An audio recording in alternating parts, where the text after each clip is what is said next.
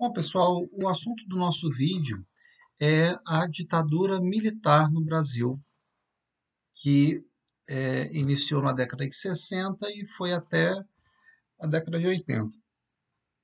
Bom, é importante a gente falar que, às vezes, se fala em ditadura militar no Brasil, só pensa que teve essa ditadura. Nós tivemos outras ditaduras no Brasil, né?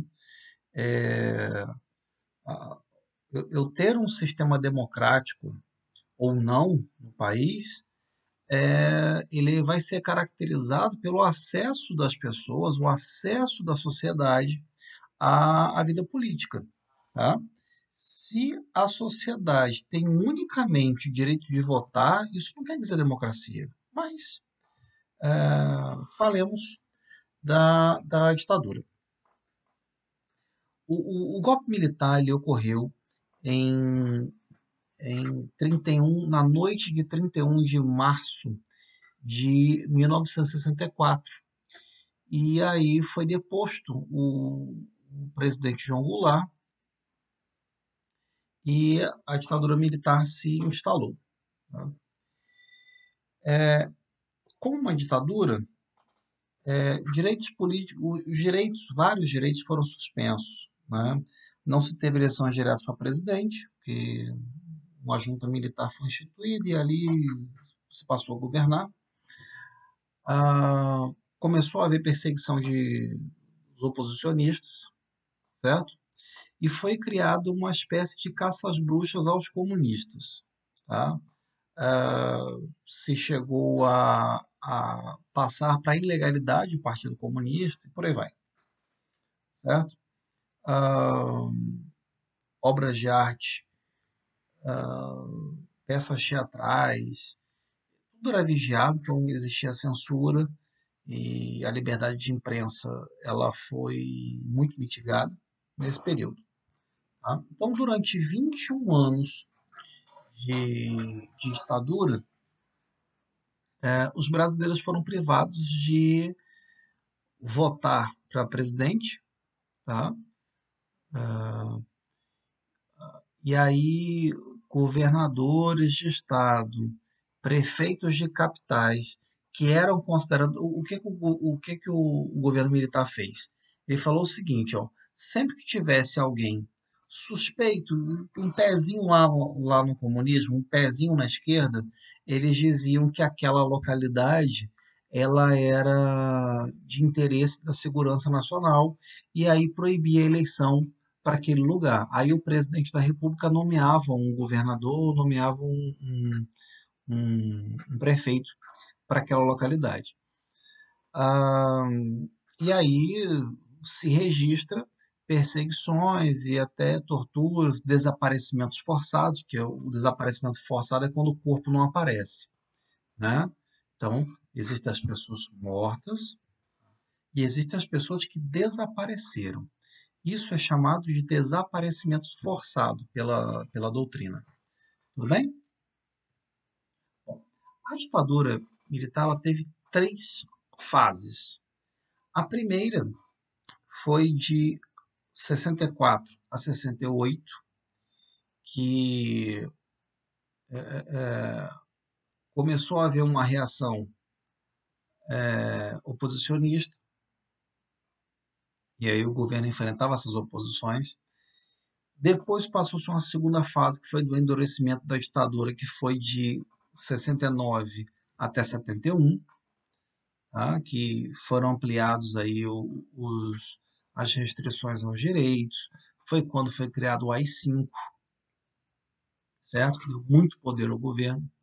E aí depois a ditadura entrou em declínio, entrou em crise a partir de 1978, que se estendeu até 85, 1985. Tá? Que a oposição ela começou a se reorganizar, começou a ter mais liberdade para atuar e começou-se um processo de transição democrática. Tá? Nesse período foi o período que teve o movimento Direta Já e por aí vai. Bom, a ditadura ela teve um aspecto político que se caracterizou por um governo autoritário, que centralizou muita coisa. A gente nunca deixou de ser federação, só que a federação, dentro de uma ditadura, ela, ela só fica com o nome porque o governo federal ele centraliza o poder e aí retira muita coisa dos estados e do município. Tá? Ahn, e, e aí nós temos também um aspecto econômico. Nesse aspecto econômico, houve um grande crescimento econômico do país, a atração de indústria, o período de industrialização do país foi muito grande, tá? Criação e reorganização de empresas estatais. Tá? Então, muitos desses investimentos eles foram chamados de o milagre brasileiro, o milagre econômico. Tá? E esse milagre econômico, né, é, ele veio, mas foi com alto custo, porque muita coisa veio de empréstimos que o governo fez para poder fazer esses investimentos. Então, naquele momento, se viu um grande crescimento, só que o preço foi pago, está sendo pago até hoje por nós, certo? Ah, a gente não pode pensar que isso só ocorreu nesse período, tá? Os governos fazem isso muitas vezes. Aquela história, né? Imagina, o governo faz um empréstimo para começar a pagar em 20 anos. Tá? O gestor ele faz esse empréstimo agora, ele não se preocupa, não sou eu que vou pagar. Vão ser outros gestores, vão ser outras gestões. Mas esse rombo fica. Né? E aí nós temos também um efeito ou um aspecto social da ditadura, que foi uma grande concentração de riqueza nas mãos de poucos. E houve uma grande quantidade de pobreza que foi gerada, bolsões de pobreza. A, a população urbana cresceu muito e aí as periferias surgem, né? Então isso aconteceu durante esse período histórico, tá? Ah, então nós falamos das censuras e o que a ditadura militar tinha em mente? Naquele período a gente vivia numa Guerra Fria, né? Estados Unidos contra a antiga União Soviética. Então, o governo brasileiro, ele preferiu, ele tinha que escolher um lado para ficar. O mundo era polarizado na época. Tá? Ou você era comunista, ou você não era. Tá? Então, ou você estava do lado da União Soviética, que foi a escolha de Cuba, ou você estava ao lado dos Estados Unidos. E o governo brasileiro de então preferiu ficar do lado dos Estados Unidos por entender que seria a melhor opção. Então, é, por conta disso, é que houve a perseguição aos comunistas no Brasil. Tá? E tudo aquilo que saiu um pouquinho dali era chamado de subversivo e era perseguido. Bom, há até uma discussão no Brasil se no Brasil houve uma ditadura ou, ou não, uma, uma, uma dita branda, né? Mas era um governo autoritário, sim. Tá? A gente não pode comparar, se a gente for comparar com as mortes que ocorreram no Brasil e as mortes que ocorreram na Argentina, nosso vizinho, não tem nem comparação. O Brasil foi muito menos, né?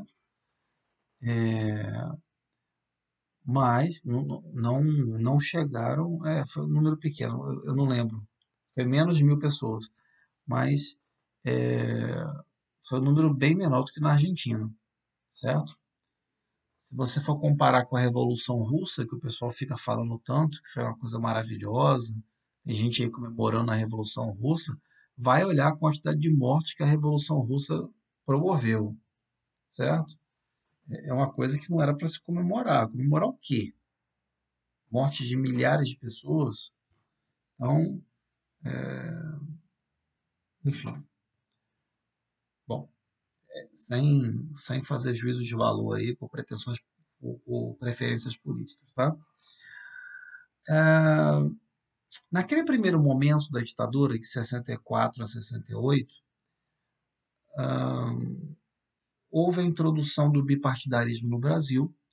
Então existia a ARENA, que era a Aliança Nacional Renovadora, que representava o governo, a posição, tá?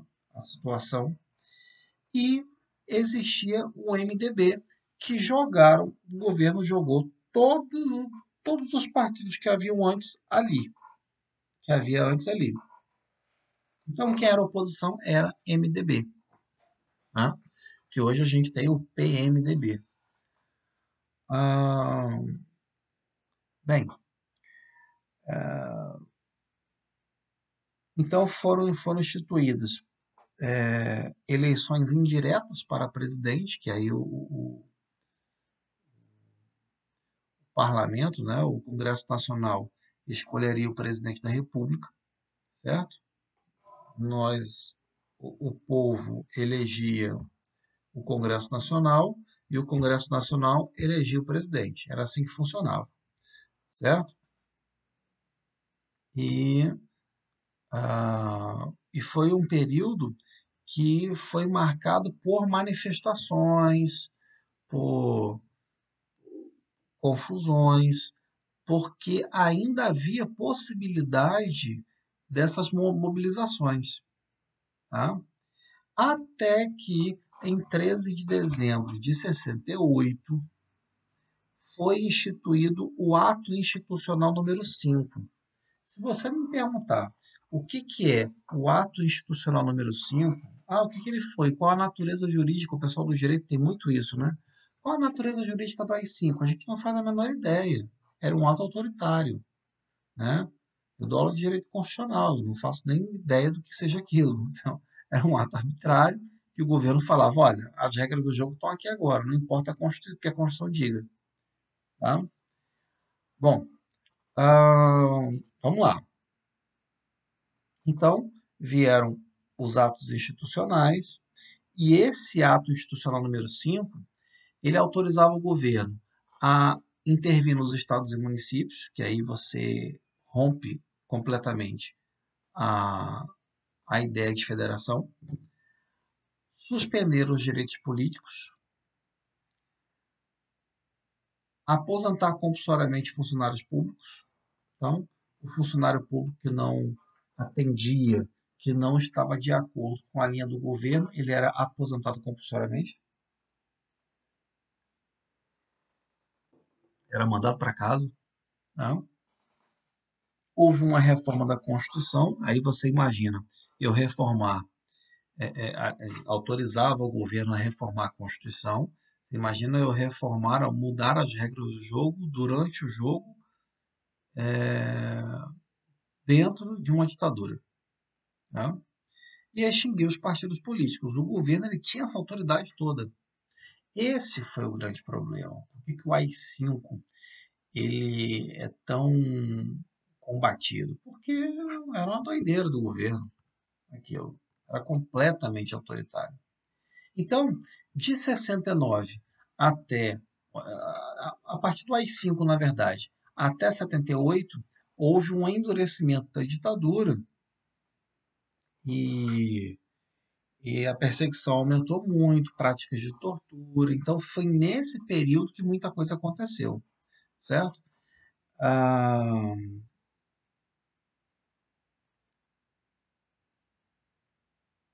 então, vamos lá.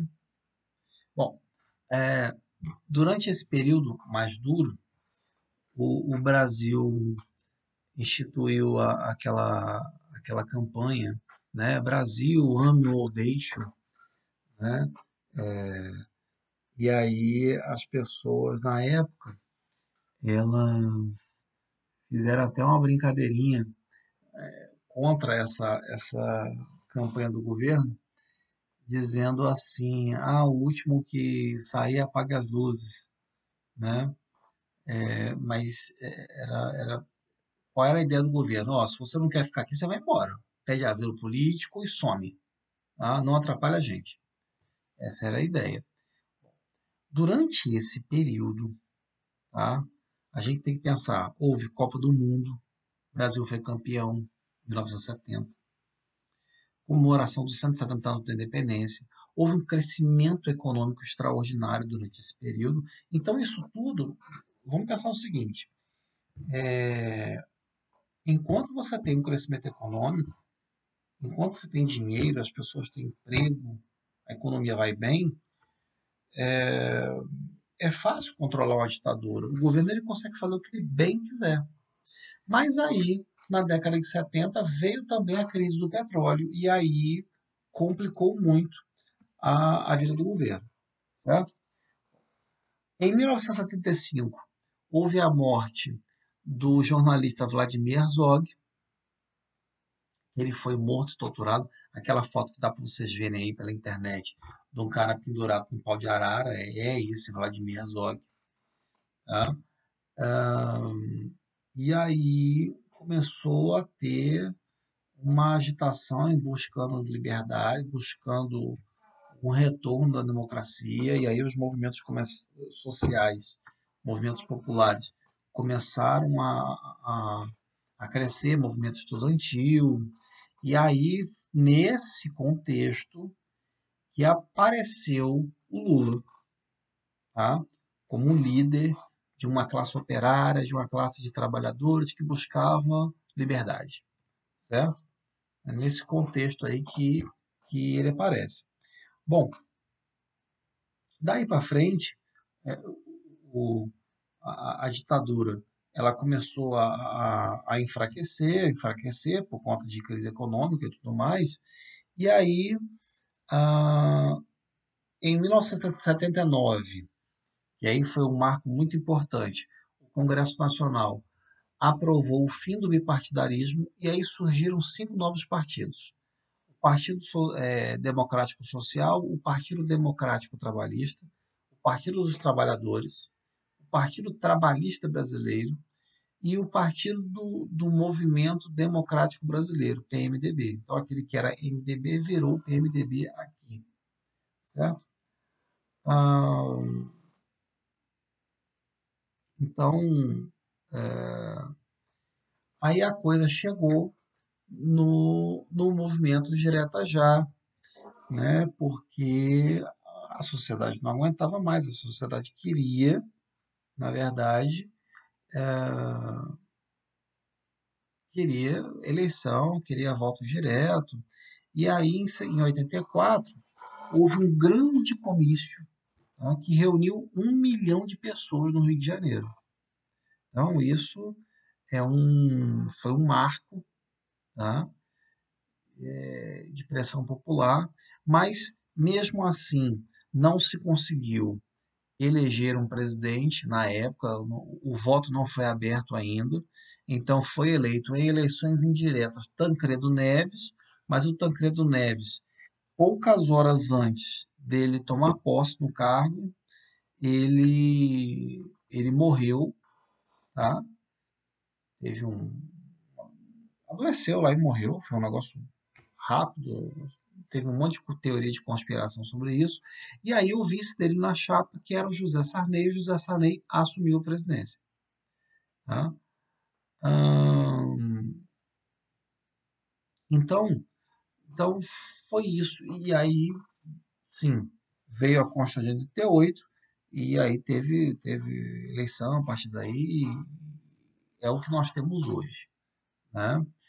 Essa Constituição de 88, ela foi feita com 250 artigos, teve muita discussão, ela é chamada de Constituição Cidadã, porque a Constituição brasileira ela é um exemplo internacional em termos de quantidade de direitos fundamentais, então é algo importante, é algo marcante, Só que nós temos uma série de desigualdades no país que isso deve ser resolvido. Nós temos que resolver isso para criar um país melhor.